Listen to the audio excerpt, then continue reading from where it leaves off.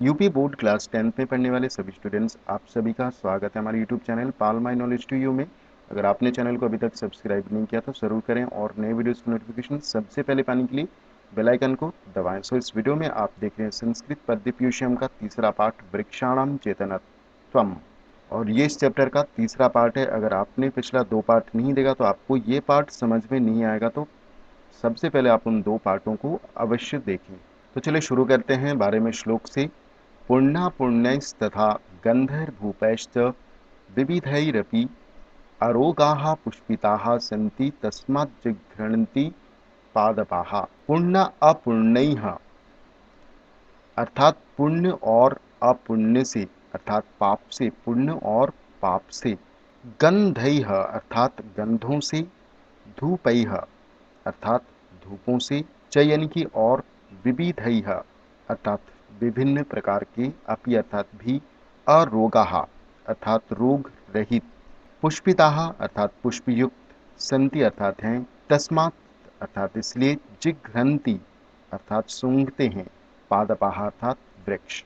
अब देखते हैं इसकी व्याख्या को। तो महर्षि भृगु भारद्वाज के प्रश्नों के उत्तर में कहते हैं कि वृक्ष पुण्य और अपुण्य से तथा विविधैः अर्थात अनेक प्रकार की, गंधों और धूपों से, धूपैः अर्थात धूपों से, अरोगाः अर्थात रोग मुक्त, और पुष्पिताः अर्थात पुष्पित होते हैं, संति अर्थात होते हैं, तस्मात् इस कारण, वृक्ष जिघ्रन्ति अर्थात सूंघते हैं।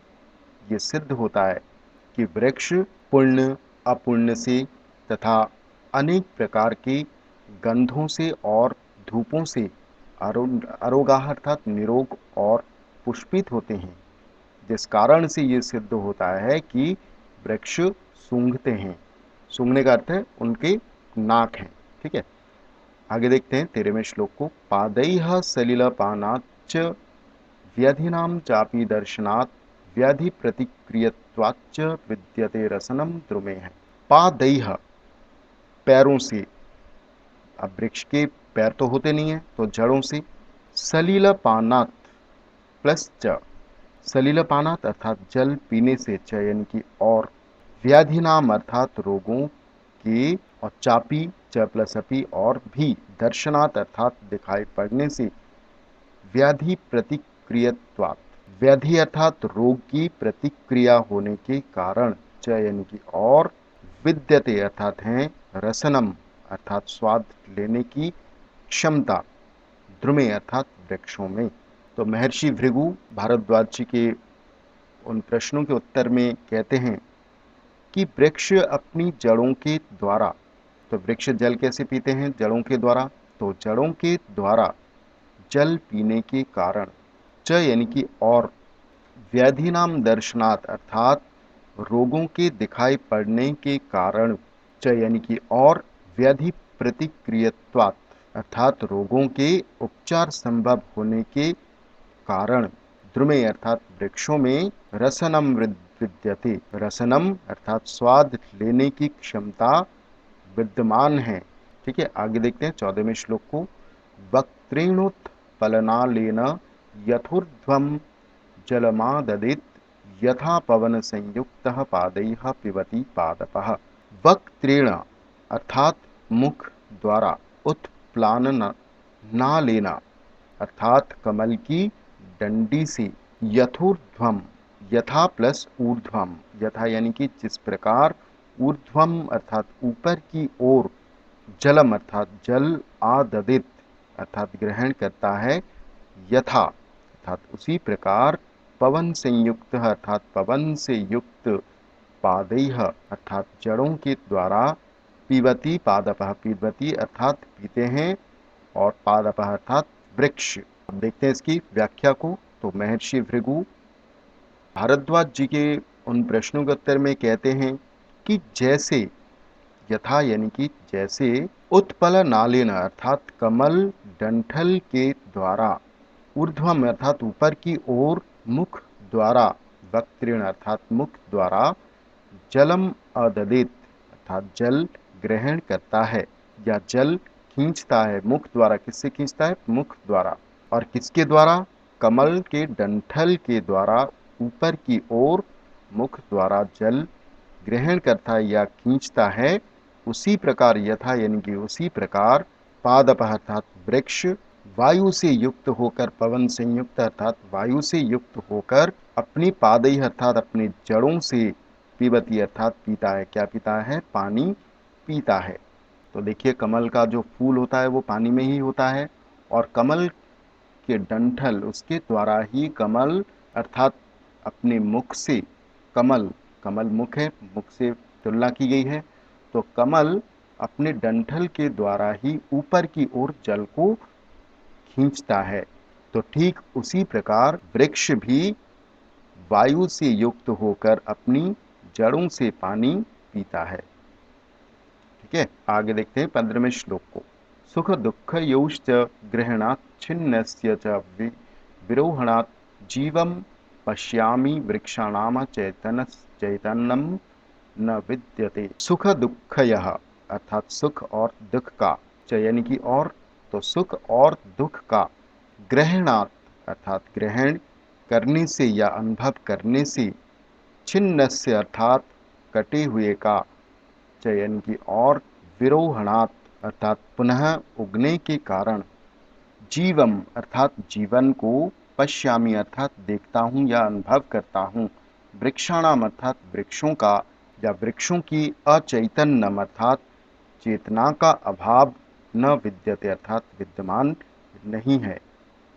तो देखते हैं इसकी व्याख्या को। तो महर्षि भृगु कहते हैं कि वृक्षों का सुख और दुख का अनुभव करने के कारण, ग्रहणात् अर्थात ग्रहण करने के कारण या अनुभव करने के कारण, छिन्न से अर्थात कटे हुए वृक्ष के फिर से उगने के कारण, जीवम पश्यामी अर्थात जीवन देखता हूँ, अर्थात मैं वृक्षों में जीवन देखता हूँ, वृक्षाणाम अर्थात वृक्षों में जीवन देखता हूँ, और वृक्षों में अचैतन्यम न विद्यते अर्थात वृक्षों में चेतना का अभाव विद्यमान नहीं है या चेतना की कमी नहीं है। अचैतन्यम अर्थात अचेतन, अचेतनता अर्थात प्राणहीन।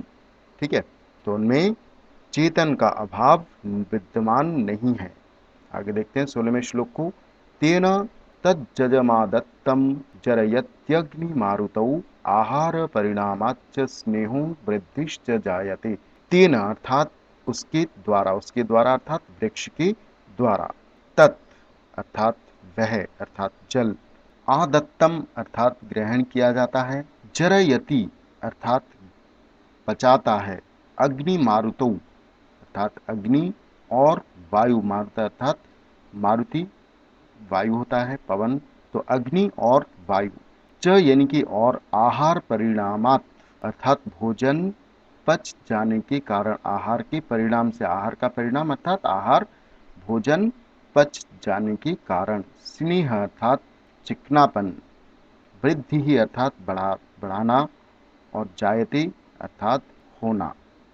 ठीक है, आप देखते हैं उसकी व्याख्या को। तो महर्षि भृगु कहते हैं कि उस वृक्ष के द्वारा, वृक्षों के द्वारा, तत् जलमादत्तम, तत् प्लस जलम प्लस आदत्तम अर्थात उस जल को ग्रहण किया जाता है। जलम अर्थात जल, यहाँ पर जलम है, सॉरी, तो जलम आदत्तम, आदत्तम अर्थात ग्रहण किया जाता है। तो वृक्षों के द्वारा उस जल को ग्रहण किया जाता है। वह अग्नि हवा को जरयति अर्थात पचाता है, और आहार परिणामात अर्थात भोजन पच जाने के कारण, चयन की और भोजन पच जाने के कारण उसमें स्नेह अर्थात स्नेह उत्पन्न होता है, और चयन की और उसकी वृद्धि होती है, वृद्धि जाते अर्थात वृद्धि होती है। आगे देखते हैं 16वें श्लोक को, 17वें श्लोक को। एतेषां सर्ववृक्षाणां छेदनं नैव कारयेत् चातुर्मासे विशेषेण विना यज्ञादि कारणम्। एतेषां अर्थात इन, बहुवचन में, और सर्व वृक्षाणाम अर्थात सभी वृक्षों की, छेदनम अर्थात कटाई, नैव न प्लस एव, नहीं, न प्लस ही, तो नहीं, और कार्येत यानी कि करना चाहिए, चातुर्मासे अर्थात वर्ष के 4 महीनों में, विशेषेण अर्थात विशेष रूप से, बिना यज्ञादि कारणम अर्थात बिना यज्ञ आदि के कार्य किए बिना। ठीक है, तो इसकी व्याख्या एक बार देख लेते हैं। तो महर्षि भृगु कहते हैं कि इन सभी वृक्षों की यज्ञ आदि विशेष कारण के बिना कटाई नहीं करनी चाहिए। विशेषेण अर्थात विशेष रूप से, चातुर्मासे अर्थात वर्षा के 4 महीनों में इन्हें नहीं काटना चाहिए। तो वर्षा के 4 महीने होते हैं, इन 4 महीनों में वृक्ष को विशेष रूप से नहीं काटना चाहिए और वृक्ष बिना किसी यज्ञ आदि के कारण से इन वृक्षों की कटाई नहीं करनी चाहिए। ठीक है, तो यही इसका तात्पर्य है। आगे देखते हैं 18वें श्लोक को। एके नापि सुवृक्षेण पुष्पितेन सुगंधिता वासितम वै वनम सर्वम सुपुत्रेण कुलम यथा। एके नापि, एकेन प्लस अपि, एकेन अर्थात एक और अपि अर्थात भी, तो एक भी, सुवृक्षेण अर्थात सुंदर वृक्ष के द्वारा, पुष्पितेन अर्थात फूलों से युक्त, सुगंधिता अर्थात सुंदर महक वाले सुगंधित, वासितम अर्थात सुगंधित हो जाता है, वै अर्थात उसी प्रकार, वनम सर्वम अर्थात सारा वन, सुपुत्रेण अर्थात सुपुत्र के द्वारा, कुलम अर्थात वंश, यथा यानी कि जैसे या जिस प्रकार। अब देखते हैं इसकी व्याख्या को। तो महर्षि भृगु कहते हैं कि फूलों से युक्त तथा सुंदर गंध से युक्त एक भी सुंदर वृक्ष के द्वारा सारा वन, वै यानी कि उसी प्रकार, स्वासितम अर्थात सुगंधित हो जाता है, यथा यानी कि जैसे जिस प्रकार, एक नापी अर्थात एक ही, सुपुत्रेण अर्थात सुपुत्र के द्वारा, कुलम अर्थात वंश प्रतिष्ठित हो जाता है।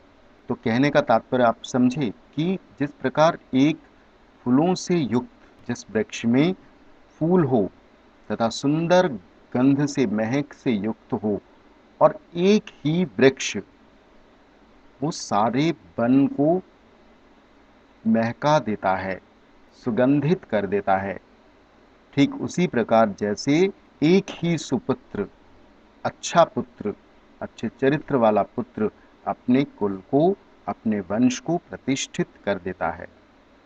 ठीक है, तो वृक्ष की तुलना, एक अच्छे सुगंधित वृक्ष की तुलना एक अच्छे पुत्र से की गई है यहाँ पे। तो होप आपको ये पार्ट आपको समझ में आया होगा। आप हमें कमेंट सेक्शन में अपनी राय बता सकते हैं। सो मिलते हैं अगले वीडियो में। Thank you. वीडियो को लाइक, कमेंट एंड शेयर करें और हो सके तो चैनल को सब्सक्राइब। Thank you.